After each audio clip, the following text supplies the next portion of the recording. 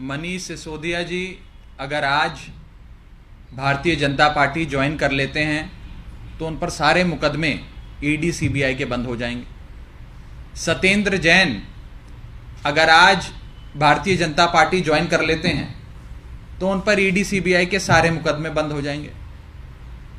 तृणमूल कांग्रेस के अभिषेक बैनर्जी अगर अपनी पार्टी छोड़कर भारतीय जनता पार्टी ज्वाइन कर लेते हैं तो उन पर सारे मुकदमे जो चल रहे हैं ईडी सीबीआई के वो सारे बंद हो जाएंगे। संजय राउत अगर शिवसेना छोड़कर भारतीय जनता पार्टी ज्वाइन कर लेते हैं तो उन पर सीबीआई और ईडी के तमाम मुकदमे बंद हो जाएंगे। फारूक अब्दुल्ला साहब एनसी के अगर आज नेशनल कॉन्फ्रेंस छोड़कर भारतीय जनता पार्टी ज्वाइन कर लेते हैं तो उन पर ईडी सीबीआई के जितने मुकदमे चल रहे हैं सब बंद हो जाएंगे। कर्नाटक के कांग्रेस के नेता डीके शिव कुमार अगर आज कांग्रेस पार्टी छोड़कर भारतीय जनता पार्टी ज्वाइन कर लेते हैं तो ईडी सीबीआई के जितने मुकदमे उन पर चल रहे हैं वो बंद हो जाएंगे। के कविता टीआरएस पार्टी की नेता अगर आज टीआरएस छोड़कर भारतीय जनता पार्टी ज्वाइन कर लेती हैं तो उन पर ईडी सीबीआई के जितने मुकदमे चल रहे हैं वो बंद हो जाएंगे। तेजस्वी यादव अगर आज आरजेडी छोड़कर भारतीय जनता पार्टी में शामिल हो जाते हैं तो उन पर भी ईडी सीबीआई के जितने मुकदमे चल रहे हैं वो बंद हो जाएंगे। और ये एक लंबी फहरिस्त है, एक बहुत लंबी लिस्ट है विपक्ष के उन नेताओं पे जिन पर ईडी सीबीआई के मुकदमे एक राजनीतिक साजिश के तहत दर्ज किए गए। अगर ये सारे नेता आज अपनी पार्टी छोड़कर भारतीय जनता पार्टी में शामिल होने के लिए, बीजेपी की सदस्यता ग्रहण करने के लिए मान जाएं तो इन पर जितने मुकदमे चल रहे हैं ईडी सीबीआई के वो सारे बंद हो जाएंगे। ये देश की सच्चाई है। मैं आपको ये बताना चाहूंगा कि कितने ऐसे नेता हैं, इसकी भी बड़ी लंबी लिस्ट है, जो जब अपनी अपनी पॉलिटिकल पार्टीज में थे, गैर भाजपा राजनीतिक दल का हिस्सा थे, तो उन पर भ्रष्टाचार के आरोप लगे, गंभीर आरोप लगे, सीबीईडीआई ने मुकदमे दर्ज कर दिए और जैसे ही उन्होंने अपनी पार्टी छोड़कर ईडी ज्वाइन कर ली, बीजेपी ज्वाइन कर ली, ईडी और सीबीआई के तमाम मुकदमे उन पर जो चल रहे थे वो बंद हो गए। मैं आपको एग्जांपल्स देता हूं।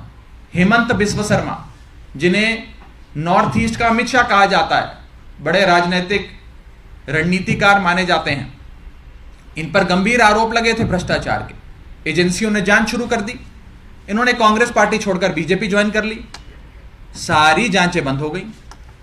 शुभेंदु अधिकारी बंगाल में हुए कथाकथित शारदा चिटफंड घोटाले के प्राइम अक्यूज कहे जाते थे, मुख्य अभियुक्त कहे जाते थे। उन्होंने ममता बनर्जी की पार्टी छोड़ दी, तृणमूल कांग्रेस का दामन छोड़कर बीजेपी का दामन थाम लिया, सारी जांचें उनके खिलाफ बंद हो गई। Z+ सिक्योरिटी अलग से उन्हें रिटर्न गिफ्ट के तौर पे बीजेपी ने दे दी। नारायण राणे महाराष्ट्र के दिग्गज नेता हुआ करते थे, बड़े बड़े पदों पे रहे, बड़े मंत्री के तौर पे भी रहे, उन पर भ्रष्टाचार के कई मुकदमे दर्ज हुए। सीबीआई, ईडी, तमाम एजेंसियों ने जांच शुरू कर दी। उन्होंने अपनी पार्टी छोड़कर भारतीय जनता पार्टी ज्वाइन कर ली, उन पर तमाम मुकदमे जो चल रहे थे वो सारे बंद हो गए। और ये एक लंबी लिस्ट है, ये लिस्ट खत्म नहीं होती है। मुकुल रॉय बंगाल के नेता थे, ममता बनर्जी की पार्टी में थे, उन्होंने तृणमूल कांग्रेस छोड़कर भारतीय जनता पार्टी ज्वाइन कर ली, उन पर तमाम मुकदमे जो चल रहे थे वो बंद हो गए। इसी तरह अगर आज मनीष सिसोदिया जी, सत्येंद्र जैन जी, तेजस्वी यादव, संजय राउत, फारूक अब्दुल्ला, के कविता, ये तमाम नेता अगर अपनी अपनी पार्टियां छोड़कर भारतीय जनता पार्टी में शामिल हो जाते हैं तो इन पर जितने मुकदमे चल रहे हैं, इनकम टैक्स के हों, पुलिस के हों, सीबीआई के हों, ईडी के हों, वो तमाम मुकदमे बंद हो जाएंगे। भारतीय जनता पार्टी एक ऐसी वॉशिंग मशीन है जो बिना डिटर्जेंट पाउडर के ही दमदार सफाई देती है। एक तरफ से कथाकथित भ्रष्टाचारी डालो और दूसरी तरफ से क्लीन चिट निकलती है। यह बीजेपी आज एक वॉशिंग मशीन बन गई है।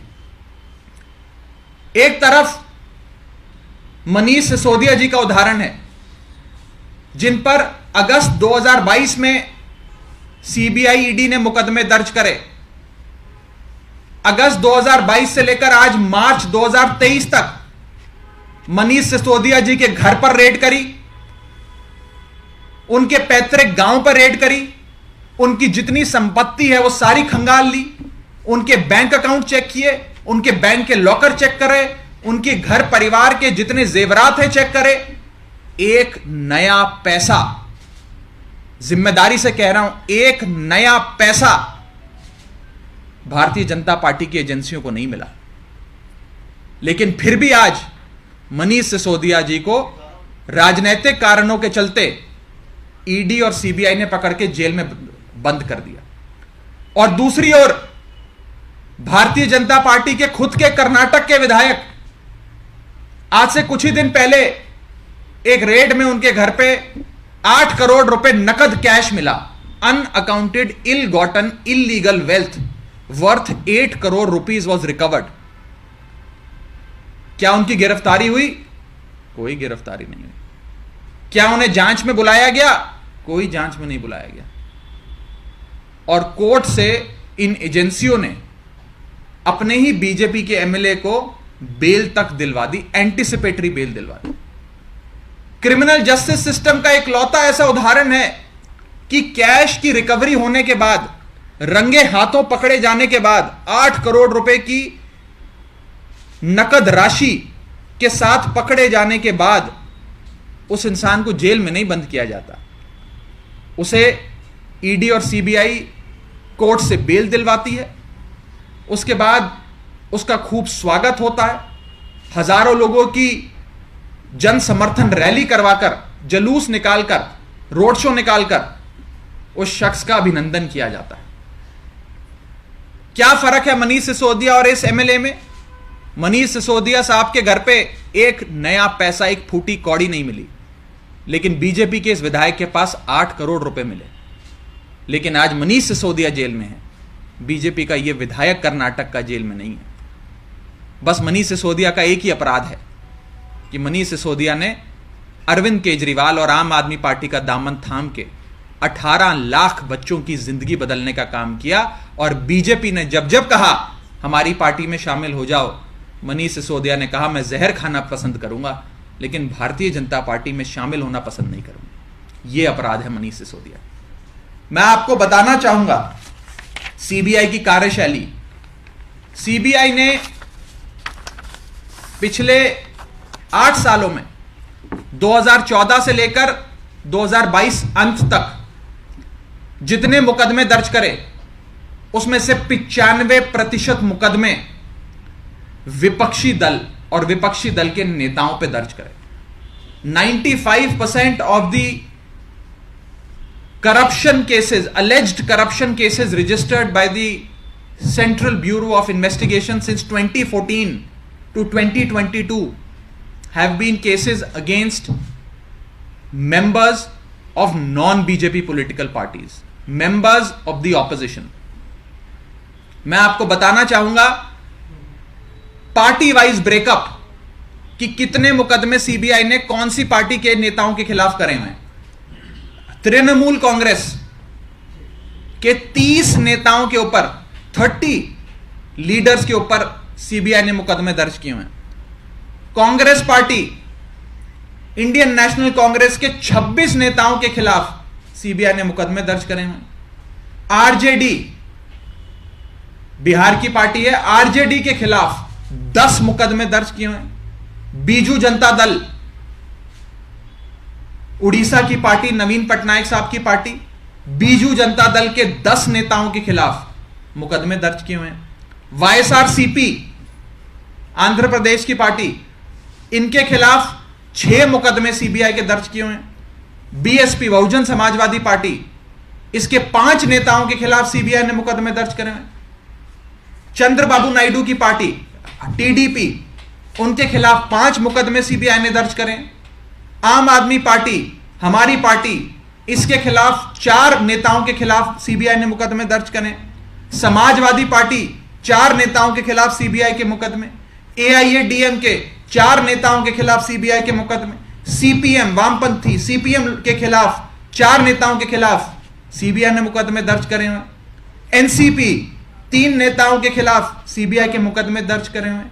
एनसी नेशनल कॉन्फ्रेंस 2 नेताओं के खिलाफ सीबीआई के मुकदमे, डीएमके 2 नेताओं के खिलाफ सीबीआई के मुकदमे, पीडीपी 1 नेता के खिलाफ सीबीआई का मुकदमा, टीआरएस 2 नेताओं के खिलाफ सीबीआई के मुकदमे। यह सीबीआई की कार्यशैली, इन एजेंसियों का ऐसा राजनीतिक प्रयोग तो आजाद भारत के इतिहास में आज तक नहीं हुआ। और मकसद एक है कि इस देश को विपक्ष मुक्त कर दो,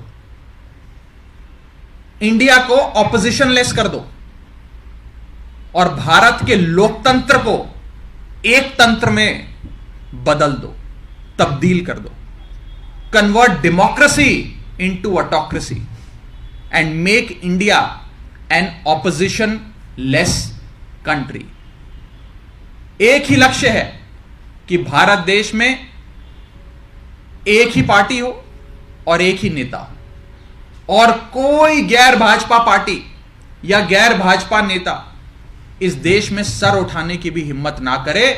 एक एक नेता को पकड़ पकड़ के जेल में डालो, जेल में डालो। पार्टियों की दुकानों पर, पार्टियों की राजनीतिक जो कार्यशैली है, जो उनकी इलेक्शन लड़ने की क्षमताएं हैं, जैसे पार्टी चलती है, उस सब को खत्म करो, बर्बाद करो और एक ही पार्टी इस देश में बचे, भारतीय जनता पार्टी। ये लोकतंत्र को एक तंत्र में बदलने की, तब्दील करने की भारतीय जनता पार्टी की कोशिश चल रही है। ये जितने नेताओं के नाम मैंने पढ़े, विपक्ष के नेताओं के, इन्हें बुलाकर बोला जाता है कि भारतीय जनता पार्टी ज्वाइन कर लो। अगर भारतीय जनता पार्टी में शामिल हो जाओगे तो आप पर कोई मुकदमा नहीं होगा, आपको बाइज्जत बरी कर दिया जाएगा, और अगर नहीं शामिल होगे तो पकड़ के जेल में डाल देंगे। जहां तक मनीष सिसोदिया जी का सवाल है, हमारे नेता मनीष जी का सवाल है, कल सीबीआई कोर्ट में मनीष सिसोदिया जी को बेल मिलने वाली थी। जितने भी उस मुकदमे में अभियुक्त थे, कथाकथित अभियुक्त, सबको बेल मिल गई। मनीष सिसोदिया जी को भी बेल मिलने वाली थी। कोर्ट ने फैसला सुरक्षित करने का और बेल देने का विचार बना लिया था, लेकिन मनीष सिसोदिया जी को बेल ना मिले, इसके चलते सीबीआई ने अपने वकील को ही पेश नहीं किया। वकील को ही पेश नहीं किया और वकील को कहा कि आप छुट्टी पे चले जाओ। वकील पेश नहीं हुआ, उसके चलते 11 दिन बाद की तारीख पड़ गई कि 11 दिन और आप सीबीआई की जेल, सीबीआई की कस्टडी में बिताइए। और यह कम था तो सीबीआई के साथ साथ ईडी ने भी मुकदमा दर्ज कर उन्हें गिरफ्तार करने का मन बना लिया। Same case, same facts, same सवाल, सेम जवाब, सेम सबूत, सेम रेड। बस कभी एक एजेंसी पकड़ लेती है, कभी दूसरी एजेंसी पकड़ लेती है। भारतीय जनता पार्टी इस देश में एजेंसी खेलकर विपक्ष को बर्बाद कर रही है, विपक्ष को खत्म कर रही है। और मकसद बड़ा साफ है कि इस देश को one nation, one party, one leader में तब्दील कर दिया जाए। इस देश में और कोई नेता ना बचे और लोकतंत्र भारत देश का एक तंत्र में तब्दील किया जाए। जो सीबीआई कोर्ट में हम लोगों ने देखा कि सीबीआई ने कार्रवाई ना हो, बेल की कार्रवाई आगे ना बढ़े, मनीष सिसोदिया जी को बेल ना मिले, इसके चलते अपने वकील को ही पेश नहीं किया। यह साफ तौर पे यह दिखाता है कि ये एजेंसियां भारतीय जनता पार्टी के इशारों पे जो प्रोसेस ऑफ लॉ है उसे अब्यूज करना लग गई हैं। This is the classic text book example of abuse of process of law कि बेल ना मिले इसके लिए वकील ही पेश ना करो। वकील पेश होगा नहीं, बहस होगी नहीं, कोर्ट कार्रवाई करेगा नहीं, तारीख पे तारीख पड़ेगी और जो शख्स है जिसे जेल में बंद किया है वो जेल में सड़ता रहेगा। आम आदमी पार्टी इन जेलों से नहीं डरती, आम आदमी पार्टी इन एजेंसियों से भी नहीं डरती। एक संघर्ष से, आंदोलन की कोख से जन्मी पार्टी है आम आदमी पार्टी। इनकी जेलों से, मुकदमों से, ईडी से, सीबीआई से हमें डर नहीं लगता, बल्कि हमें तो याद आता है वो संघर्ष का समय जब देश को गोरे अंग्रेजों से आजादी दिलाने के लिए भारत देश के कितने स्वतंत्रता सेनानियों ने महीनों सालों जेल में बिताए, अंग्रेजों की उस क्रूर हुकूमत से लड़ाई लड़ी और अंत में विजयी हुए। गोरे अंग्रेज चले गए, लेकिन आज इस देश पे काले अंग्रेजों का शासन है। आज मनीष सिसोदिया उसी स्वतंत्रता सेनानी के दिखाए गए नक्शे कदमों पे चलकर खुशी खुशी जेल गए। संघर्ष करेंगे, लड़ाई लड़ेंगे और अंत में विजय सत्य की होगी, विजय अच्छाई की होगी, बुराई की हार होगी, विजय सत्य की होगी, असत्य की हार होगी और अंत में जेल के ताले टूटेंगे, मनीष सिसोदिया छूटेंगे। आपका कोई सवाल हो तो आप पूछ सकते हैं। बीजेपी को आप काले अंग्रेज कैसे रेफर कर रहे हैं? इस देश में अंग्रेजों के समय जो हुकूमत थी, जो भी आवाज बुलंद करता है सत्ता के खिलाफ उसे पकड़ के जेल में डाल दो। आज भी इस देश में ऐसा हो रहा है, जो बीजेपी के खिलाफ आवाज बुलंद करता है उसे पकड़ के जेल में डाल दो। मैंने आपको इतने विपक्ष के नेताओं के नाम लिए, इन पर मुकदमे होते हैं। भारतीय जनता पार्टी के विधायक के घर पे 8 करोड़ रुपए नकद कैश मिलता है, उसकी गिरफ्तारी नहीं होती है, उसे एजेंसियां छोड़ देती हैं, उससे मुंह फेर लेती हैं, कोर्ट में उसे बेल दिलवा देते हैं, रोड शो करवाकर उसे कोर्ट से बाइज्जत बरी करवाते हैं। क्या इस देश में 2 कानून हैं? क्या इस देश में 2 मापदंड हैं? भ्रष्टाचार, कथाकथित भ्रष्टाचार के मुकदमों में जांच करने की। लड़ाई भ्रष्टाचार के खिलाफ नहीं है, लड़ाई विपक्ष के खिलाफ है। The fight is not against corruption, the fight is against the opposition. Bharat को ऑपोजिशन मुक्त करो, विपक्ष मुक्त भारत बनाओ। एक भी नेता बचना ना पाए। कोई गली मोहल्ले में कोई गैर भाजपा का छोटा नेता, कोई गली मोहल्ले का भी गैर भाजपा या भाजपा का विरोध करता कोई गली का नेता भी ना बच पाए, सबको पकड़ के जेल में डालो। इस नीति के तहत भारतीय जनता पार्टी चल रही है। एक सवाल ये है, अभी मनीष सिसोदिया को एनफोर्समेंट डायरेक्टरेट ने अरेस्ट किया है, के कविता की क्वेश्चनिंग हो रही है और ये तर्क दिया जा रहा है ईडी के सोर्सेज के थ्रू कि एक साउथ ग्रुप था, एलिजेड साउथ ग्रुप था, साउथ कार्टेल था, जो लिंक था के कविता से और उनका कनेक्शन आपकी पार्टी से था इस पॉलिसी फॉर्मुलेशन के लिए। किसी भी इन्वेस्टिगेशन में आप डिटेल में जाना चाहते हैं तो मैं डिटेल में चला जाता हूं। किसी भी इन्वेस्टिगेशन की बेडरॉक पे बेसिस होता है रिकवरी। भ्रष्टाचार हुआ, कहते हैं 10,000 करोड़ का भ्रष्टाचार हो गया। अब कहां है वो 10,000 करोड़? 10,000 करोड़ इंसान कहीं रखता है, कहीं सोना खरीदता, कोई जेवरात खरीदता, कोई गाड़ी खरीदता, कोई जमीन खरीदता। कहां गए वो 10,000 करोड़ रुपए? और वो कौन सा 10,000 करोड़ का घोटालेबाज शख्स है जो सुबह 6 बजे स्कूल की इमारतें देखने निकलता है कि दिल्ली के स्कूल की इमारतें ठीक कराऊंगा, मैं डेस्क लगवाऊंगा, क्लासरूम में बोर्ड लगवाऊंगा, पेन, पेंसिल, चौक, डस्टर, किताबों का अरेंजमेंट कर कर बच्चों को दूंगा, स्कूल्स को दुरुस्त करूंगा। अरे कौन सा भ्रष्टाचारी ऐसा काम करता है? कहां है पैसा? Where is the money? और मैं साफ तौर पे कहना चाहता हूं भारतीय जनता पार्टी से कि ये पॉलिसी जिसका आप बार बार हवाला देकर एक नैरेटिव बनाने का प्रयास कर रहे हैं, ये पॉलिसी तो आपके उपराज्यपाल ने बनाई, आपके उपराज्यपाल ने लागू करवाई, आपके उपराज्यपाल ने उसमें संशोधन करा कर उसे अंतिम रूप दिया, उसे लागू करवाया। उपराज्यपाल को तो आप नहीं बुलाते। उपराज्यपाल को भी पकड़ के उसी ईडी की जेल में डालो जहां मनीष सिसोदिया को डाला है। उपराज्यपाल को नहीं पकड़ोगे, मनीष सिसोदिया को पकड़ के जेल में डाल दोगे। अति हो गई है। एक कहावत है, विनाश काले विपरीत बुद्धि।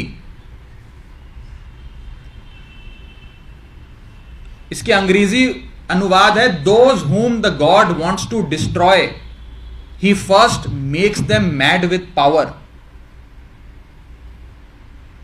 आज ये दोनों कथन भारतीय जनता पार्टी पर लागू होते हैं। अति हो गई है इस देश में, गदर मचा दिया बीजेपी ने। सारे विपक्ष के नेताओं को पकड़ के जेल में डालो, लोकतंत्र ना बचने पाए हिंदुस्तान में, एक तंत्र में तब्दील कर दो। There should be no democracy, only autocracy. There should be one nation, one leader, one party. No non BJP party should even exist in this country. That is the end goal, that is the objective.